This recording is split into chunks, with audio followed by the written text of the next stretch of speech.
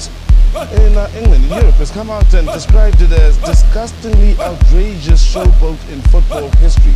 Disgusting. I disagree. Disgusting. I really disagree. I'm quite shocked that they actually call that disgusting.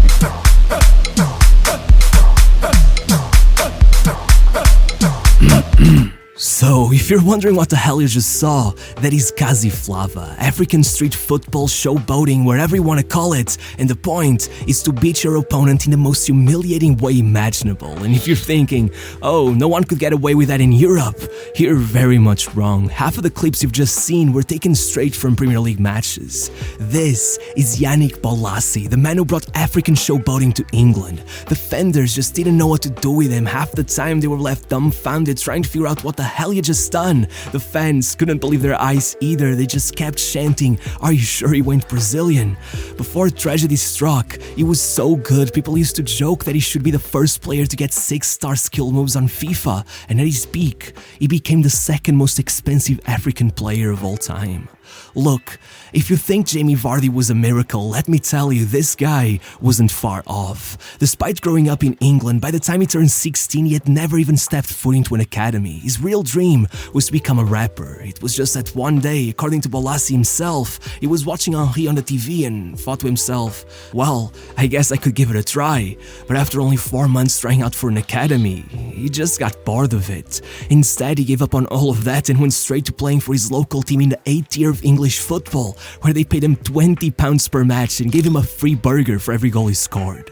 As you may imagine, soon Bolasie was giving up again. The plan was to go work for his girlfriend's father as a carpenter. After all, realistically, there were 0 chances he'd ever make it, except for one thing. You see, though Bolasie himself was actually born in France and not Congo, when he moved to England with his parents at 7 months of age, his African cousins came along and, well, let's just say this thing has to be genetic, because 3 of them went pro, and they were serious ballers. In fact, you know Lomana Lualua from Newcastle? Yeah, that's his cousin. So what happened then was pretty lucky. Just as Bolasie prepared to join the workforce, one of his cousin's friends got injured right after joining a team in Malta called Floriana. So in an effort to get Bolasie to give football another chance, and with the team looking for a temporary replacement, his cousins asked for a few favors, got him a trial there, and somehow it worked. But really, his luck didn't end there. Once he was alone playing in Malta, Bolasie didn't really know what to do with his free time. I mean, he clearly gets bored easily, but since he had always known how to edit from back when he made rap music videos for himself, he started recording his matches and posting compilations of his own highlights on YouTube.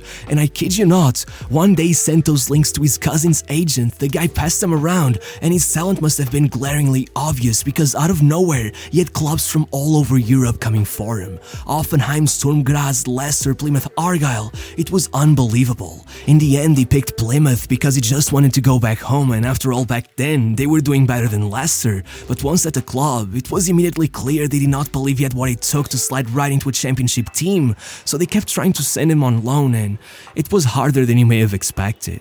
First came a trial at Dagenham in the 4th tier, but they sent him back, and with the transfer window coming to a close without him being able to find a proper club, irony struck, and he ended up going on a 6-month loan precisely to Rushden and Diamonds, the non-league, I guess you could say, amateur club, whose academy he had given up on a few years earlier. Thankfully, when the winter market came around, he managed to get himself a move to Barnet, and once there, not only did he start performing a lot better, but he was lucky enough that Tony Finnegan, an ex-Crystal Palace player turned agent, was on the stands watching, and once that match was over, he went up to his parents and told them, "I can make your son a Premier League player in 3 years." Only a few months later, Bolasie was already getting back from his loan, and even though Plymouth would end up not just getting relegated but going bankrupt, by then he had made enough of a name for himself that he managed to quickly sidestep to Bristol City before the ship sank, being signed for only £10,000, with their assistant manager claiming that it is unbelievable that a player like Bolasie was available at this price. This is a once-in-a-lifetime opportunity, and he wasn't wrong.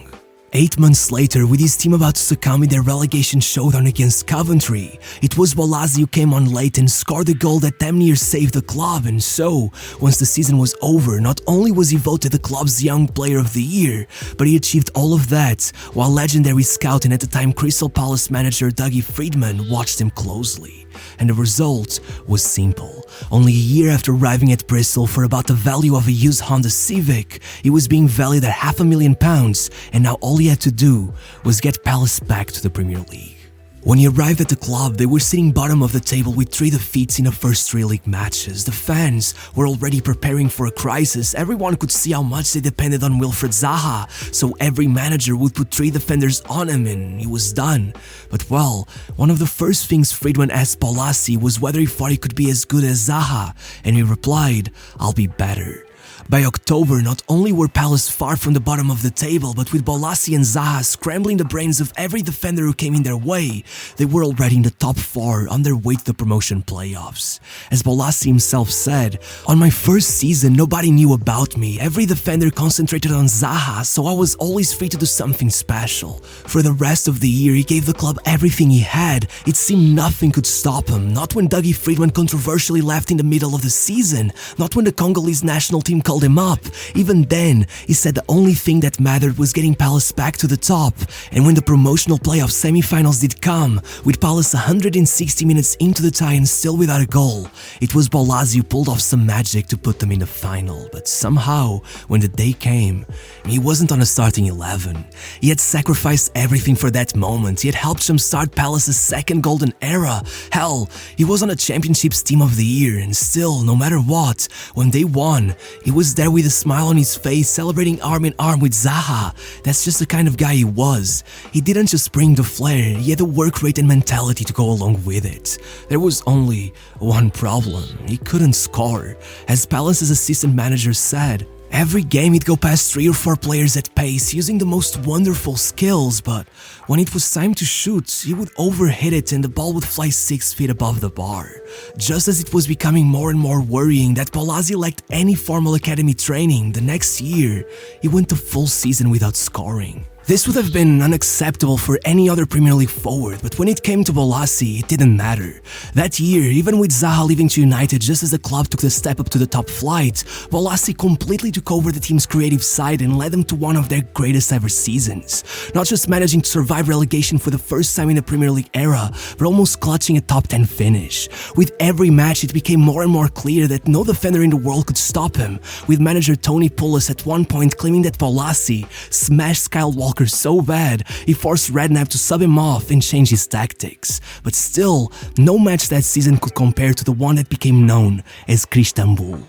Picture this, second to last match of the season, Liverpool need to beat Palace by as many goals as possible if they want to have a chance at the title. With 12 minutes left on the clock, they're up by 3 goals, and suddenly, it started. Damien Delaney gets the first, then Bolasie darts up in the counter-attack and assists White Gale, who goes on to level the match 2 minutes later. Out of the 12,000 matches in the Premier League, only 24 times did the team come back from 3 goals behind, and on this one specifically, as the New York Times wrote, Bolasie was front and center.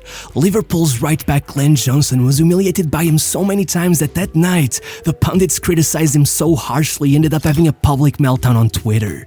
That's the effect Bolasie had on defenders. He was a different breed, they didn't even know how to react. As Alan Pardew would go on to say, other clubs would have tried to change Bolasie, but we recognized he was a maverick and trusted him. That's why he improved so much in just a few years. His uniqueness is what makes him special. And soon, that will be evident to everyone else. The next year, even with Zaha back from United, it seemed the only time Palace played well was when Bolasie was on his day. 10 matches in, they had only won 2, and even one of those was thanks to a Bolasie winner. But the next match, as Palace once again trailed behind against Liverpool, Bolasie popped off. Not just allowing Dwight Gale to score as his 30-yard shot rebounded off the post, but then flicking a sombrero over Lovren and assisting the second as Palace took a 3-1 win against one of the biggest teams in the country to escape the relegation zone. down. And just as the more casual Premier League fans began questioning whether he had done it on purpose or if he had just gotten lucky, just a month later against Tottenham, with Soldado and Eriksen pinning him against the corner, in one motion he pulled off a roulette and flicked the ball over them, sending every fan into a frenzy, replaying the clip over and over again, trying to figure out how to do it, only for one of his teammates to tell the press that he's done crazier things in training. Every day, it's like watching street football. But as much as everyone wanted more, then Bolasie was called up for his first ever African Cup of Nations, and this time, he wasn't gonna say no.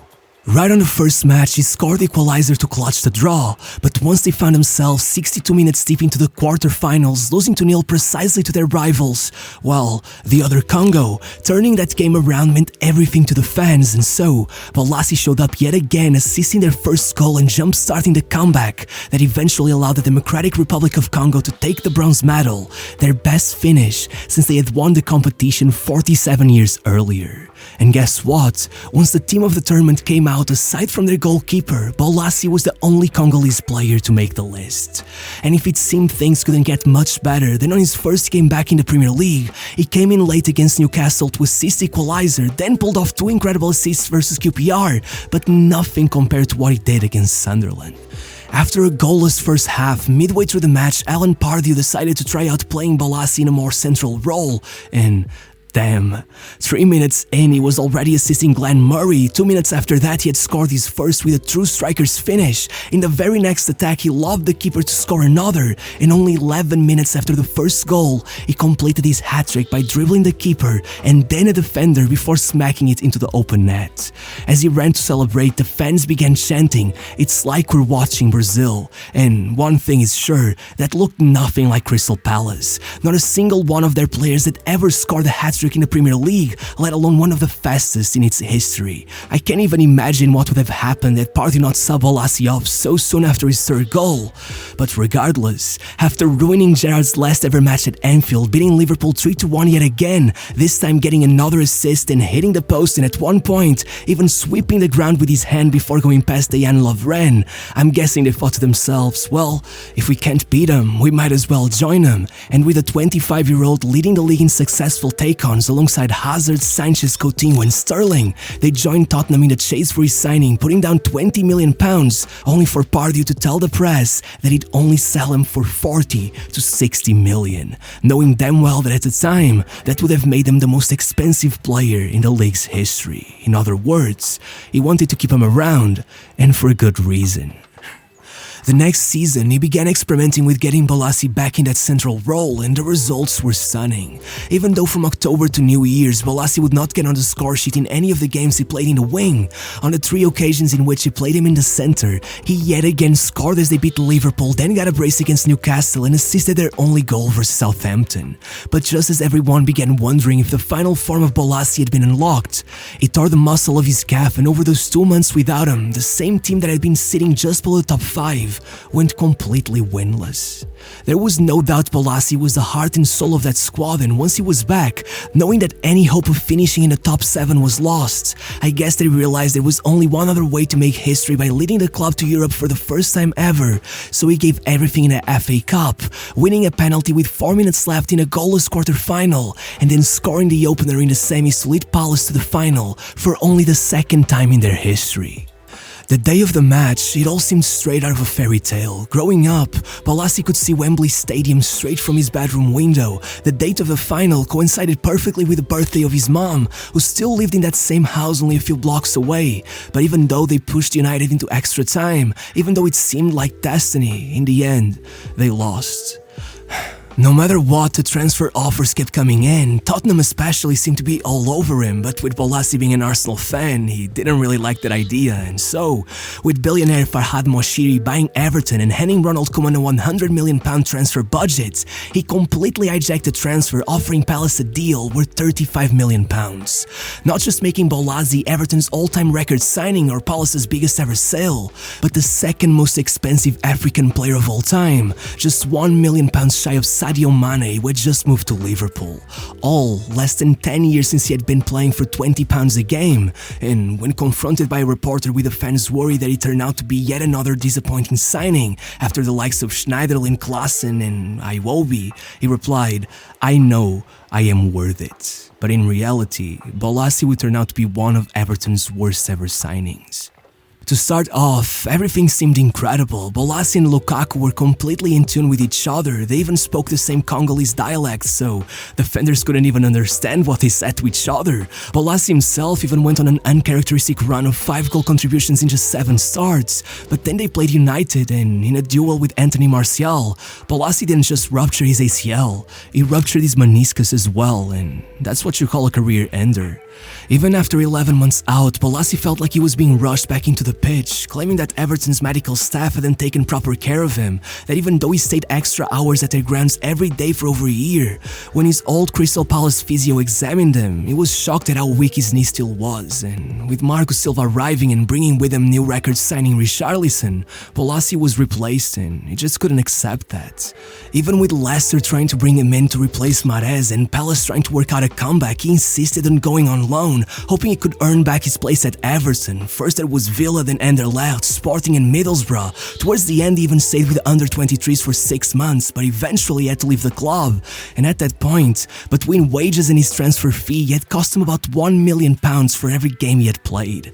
It seemed completely hopeless, but now, 3 years later, after a stint in Turkey's second tier and 2 months at Swansea, Bolasie signed for Criciúma in Brazil.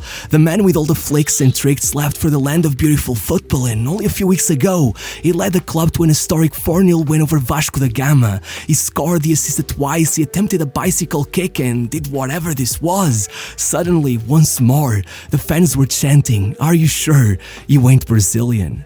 I really think that Bolasie may have finally found a home.